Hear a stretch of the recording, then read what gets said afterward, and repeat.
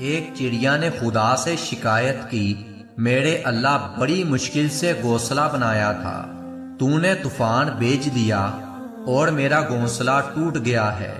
آواز قدرت آئی، تجھے آنکھ لگ گئی تھی اور تیرے گھونسلے میں سانپ آیا تھا، تجھے کھانے کے لیے اس وجہ سے طوفان بھیجا گیا تاکہ تم جاگ جاؤ اور تمہاری جان محفوظ رہے۔ انسان کی زندگی میں نہ جانے کتنی مشکلات اور پریشانیاں آتی ہیں، جس کی وجہ سے بعض اوقات اللہ تعالیٰ سے شکوہ کرتا ہے، حالانکہ انسان کو نہیں پتا ہوتا کہ اس کام میں اللہ تعالیٰ کی کون سی حکمت اور مصلحت چھپی ہوتی ہے۔ بے شک اللہ جو جانتا ہے وہ تم نہیں جانتے۔